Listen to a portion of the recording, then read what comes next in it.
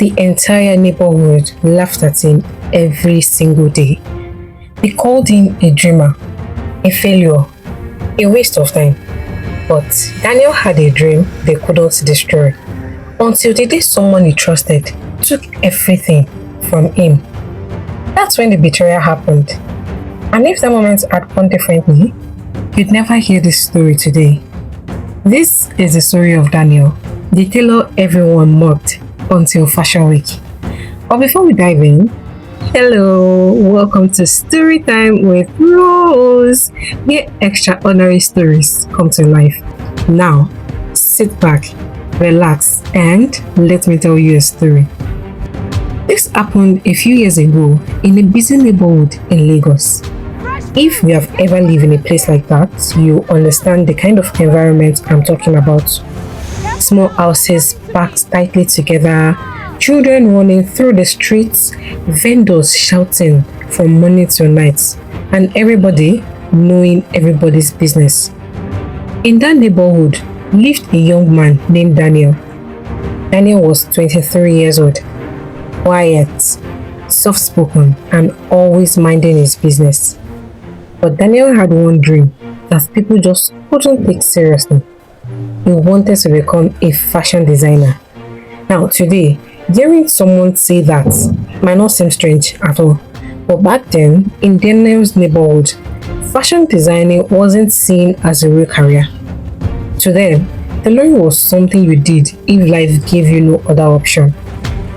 But Daniel didn't even have a proper shop to start with. Just a tiny wooden shed by the roadside with an old sewing machine that had clearly seen better days. Every morning, Daniel would open that little shed, dust off the sewing machine, and sit there waiting for customers. Sometimes, hours would pass without a single person walking in. Whenever the neighborhood boys passed by, they would laugh. "Daniel, how many clothes have you seen today?" One of them will shout, "My brother, this is your fashion dream. You sure it won't end in tears?" Another will tease. Some people were even harsher. An old man in the area would shake his head every time he saw Daniel. "Go and find the real job," he would say. "Tailoring will not feed you." But Daniel never argued. He would just laugh, nod, and continue sewing. Now, here's one thing you need to know about Daniel. He wasn't lazy. That's very far from it, not even close at all. In fact, Daniel worked harder than most people in that neighborhood. At night, when everyone else had gone to bed, Daniel would still be awake, designing clothes, sketching ideas, trying out new patterns. Sometimes, he would even use old fabrics people had thrown away just to practice. But despite all his efforts, nothing seems to change at all. Customers were still few, money was still tight, and the mockery from people never stopped. One afternoon, something happened that nearly broke Daniel completely. Someone had taken one of Daniel's designs and claimed it as their own. And the person who did it wasn't a stranger at all. It was someone Daniel trusted more than anyone else, like a brother. The person was his best friend, and his name was Ule. Now, Ule and Daniel had grown up together in that same neighborhood. The kind of friendship where people would say, these two, they are like brothers. They went to the same primary school, played football on the same dusty streets, even shared food sometimes when one of them didn't have enough. But as they grew older, their path started to look very different. Ule was the kind of guy who loved quick money. He jumped from one hustle to another. Today, it was phone accessories. The next month, it was selling sneakers. The month after that, nobody even knew what he was doing anymore. But Daniel was different. Daniel stuck to his sewing machine day after day, week after week. Now, Ule used to visit Daniel's small roadside shop almost every evening. He would sit there watching Daniel work. Sometimes he would even tease him. Daniel, you and this your sewing machine. Are you sure this will make you rich one day? Daniel would just laugh. My brother, every journey starts small. Every big journey starts small. Kule would shake his head and smile. But here's the thing. Even though people mock Daniel, something about his work was special, very distinct. If you looked at his clothes he made, you could tell there was real talent there. The stitching was clean, the designs were unique. Sometimes, Daniel would create styles nobody in that neighborhood had ever seen before. And slowly, very slowly, a few big people began to notice. One day, a lady came to his shop with a picture she had seen online. "Can you make this dress?" she asked. Daniel studied the picture for a moment. Then he said quietly, "Yes, I can." 3 days later, when she returned, the dress was ready. And when she wore it, people in the neighborhood couldn't just believe it. It looked even better than the one in the picture. Word started spreading a little. A few more customers began coming. Not many, but enough to give Daniel some hope. And Kunle saw all of this.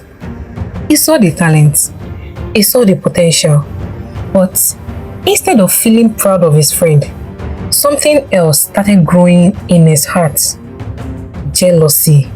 Now, at first, Daniel didn't notice anything. Kunle still came around, still joked with him, still sat in the same plastic chair watching him sew. But one evening, Kunle asked a strange question.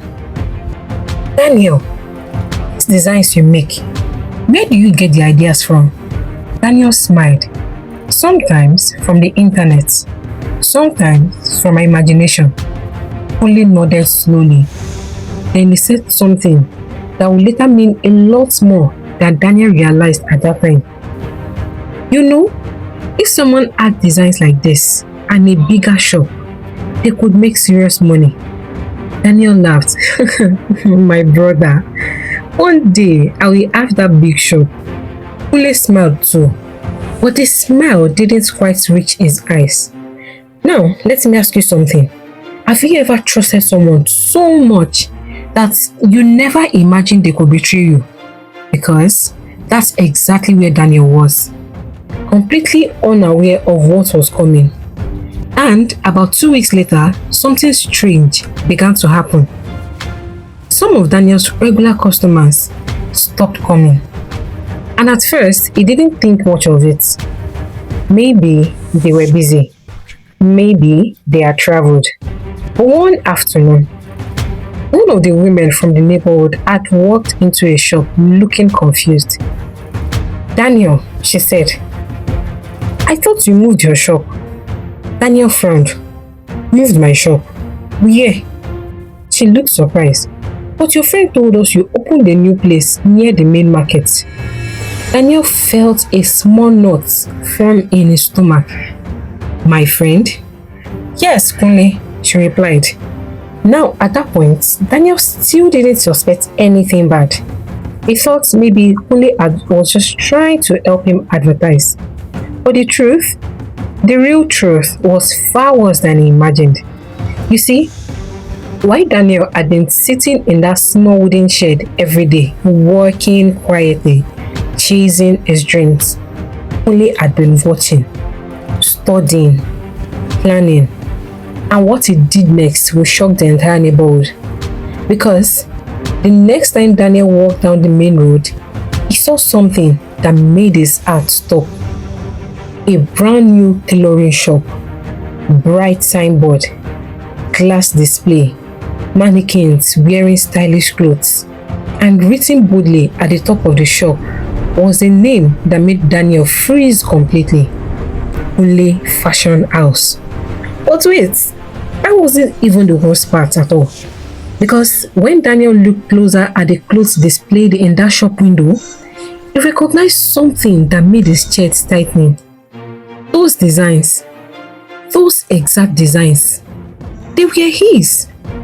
And as if that betrayal wasn't enough, what happened inside the shop a few minutes later will humiliate him more in front of everyone. Daniel didn't know it yet, but that moment would test his courage, his dream, and everything he believed about loyalty and success. Because standing there in front of that shop, Daniel didn't know what shocked him more. The fact that Kule had opened a fashion store, or the fact that the designs displayed on those mannequins looked exactly like the ones Daniel had been working on for months. At first, Daniel thought he might be imagining things. Maybe the styles only looked similar.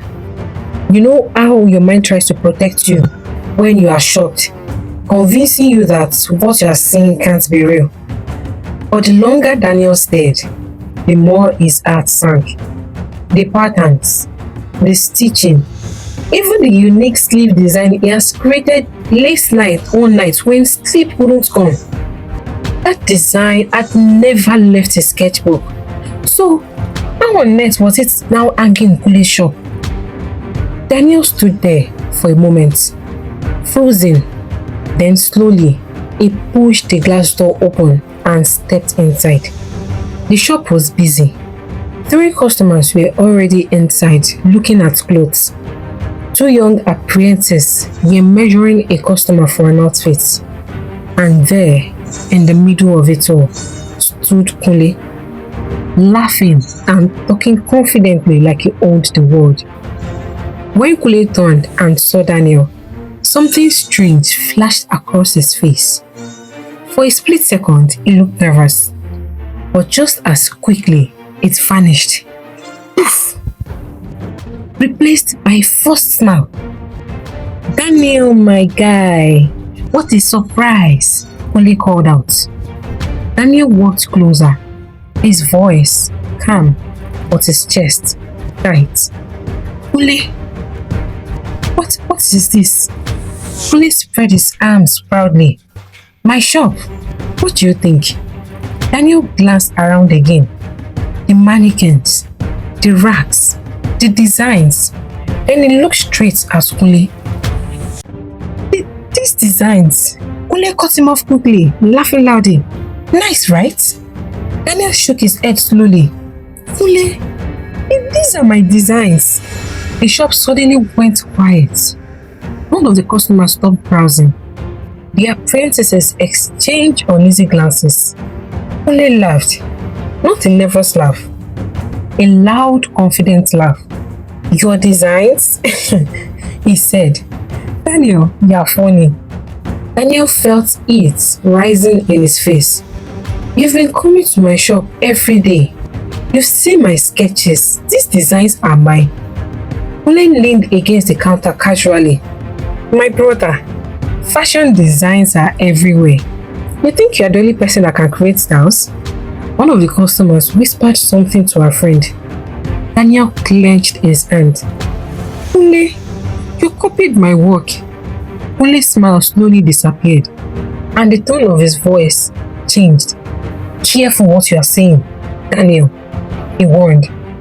Now, people inside the shop were watching the 2 of them very closely. Daniel felt the humiliation rising, but he couldn't just walk away. Kule, we grew up together. Why would you do this to me? For a moment, Kule said nothing. Then he stepped closer to Daniel and lowered his voice. Let me tell you the difference between you and me. Daniel stared, waiting. You have talent, Kule continued, but talent is useless without money. He gestured around the shop. I had the money to open a proper shop.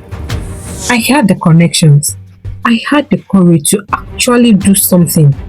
Daniel's chest tightened. So, you stole my work. Kule shrugged. Call it whatever you want. Then he added something that cuts deeper than anything else. Besides, what are you going to do with those designs anyway? See sit in that tiny road shop forever? A few customers chuckled quietly. Daniel felt the emulation burn through him. Kule wasn't finished. If anything, he continued, you should be thanking me. At least your designs are finally being used somewhere. For a few seconds, Daniel couldn't speak. His throat felt dry. He looked around the shop again. People were staring, watching, judging, and suddenly Daniel realized something painful. In this moment, nobody believed him. To them, Kule was the successful businessman with a big shop. And Daniel was just a poor tailor from the roadside. Kule stepped back and crossed his arm. If you are done making accusations, he said coldly, I have customers to attend to. That was the moment Daniel understood something. Arguing here would change nothing. So he slowly turned around and walked out of the shop. As soon as he stepped outside, the afternoon sun hit his face, bright and unforgiving. But he barely noticed. His mind was spinning. His best friend had stolen his design, opened a shop and humiliated him in front of strangers. You think that was the lowest moment of Daniel's life? Not even close. Because over the next few weeks, everything got worse. Customers stopped coming. Word spread. And the neighborhood slowly, quietly began taking Kule's side. Daniel felt cornered, isolated, betrayed. But little did he know, what felt like the end was only the beginning. Because after that day in Kule's shop, things started getting even worse for Daniel. You see, in neighborhoods like that, news travel very fast. By evening, almost everyone had already heard some version of the story. But the version people were hearing wasn't Daniel's version. No. The story spreading around was very different. People were saying Daniel had gone to Kule's shop to cause trouble. Some even said he was jealous of Kule's success. One man at a nearby barber shop said loudly, you see why small people remain small? Instead of working harder, they start accusing others. And that woman shook her head and said, this Daniel boy always looked too quiet. You never know what people are hiding. Meanwhile, Daniel said nothing. He still opened his tiny roadside shop the next morning, like always. He dusted the sewing machine, arranged a few fabrics he had, and waited. But something was different. No customers came. Not one. At first, he thought maybe it was just a slow day. But the next day, the same thing happened. And the day after that, you see, now that Kule had opened a big shop near the main road, most people preferred to go there instead. The place looked modern, professional, and Kule had already started telling people he had new designs. Daniel knew the truth, of course, but proving it, that was another story entirely. Weeks started passing. Money became tighter. Sometimes Daniel would sit in that small shed from morning until evening without sewing a single cloth. And every time someone passed, he could feel their eyes on him. Some with pity, some with amusement. One afternoon, two boys walking past the shop started laughing. Ha ha! Daniel the designer. One of them shouted sarcastically, why are you not in your big fashion house? The other boy added, maybe his friend collected his dreams too. Both of them laughed and walked away. Daniel forced a smile, but inside his chest felt very heavy. Now let me ask you something. Have you ever worked so hard for something, only for you to look like the world is moving backwards instead of forward? That's exactly where Daniel was. But the real breaking point came one night, about a month later. That evening, Daniel got home very late. His mother was sitting outside their small room, waiting for him. When she saw him, she sighed. Daniel, the landlord came today. Daniel's heart sank. What did you say? His mother hesitated. Then she said quietly, he said, if you don't pay the rent by the end of next week, we have to leave. For a few seconds, Daniel didn't respond. He just stood there, staring at the ground. Because the truth was, he didn't even have half of the money. That night, Daniel couldn't sleep. He lay on his small bed, staring at the ceiling, thinking about everything that had happened. Police betrayal, the empty shop, the mocking voices, and worse still, his family was about to lose their home. And for the first time, Daniel stopped fighting. A dangerous thought entered his mind. Maybe everyone was right. Maybe this fashion dream was foolish or a mistake. Maybe Tailor really couldn't change his life. Around 2 a.m., Daniel got up from the bed and walked outside. The neighborhood was quiet. Just a few streetlights flickering in the distance. He sat down on a wooden bench and buried his face in his hands. You know those moments when life just feels too heavy? That was Daniel in that moment. And right there, under that dim streetlight, he made a decision. Maybe it was time to quit.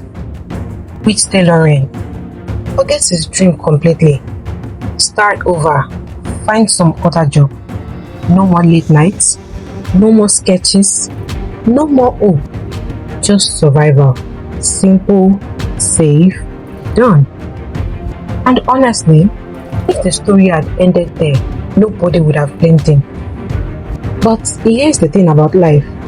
Sometimes the moment you feel like giving up is exactly when something unexpected is about to happen. Life literally waits until your lowest moments to change everything. It just has a strange way of interrupting decisions like that.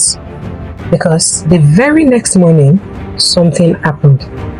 Something that didn't make sense. Something that had no business happening in a place like Daniel's tiny roadside shop. A car pulled up. Not just any car, but the kind of car that doesn't stop for people like Daniel. And when the door opened, everything changed. Because the person who stepped out of that car was about to give Daniel a chance that could either change his life forever or destroy what was left of it. And what happened next? Nobody saw that coming. Hi fam, if you made it this far, you already know this story is far from over. I'll see you in the next part where everything truly begins. Make sure you don't miss it. Hit like, subscribe, and turn on notification so you don't miss it. Bye for now.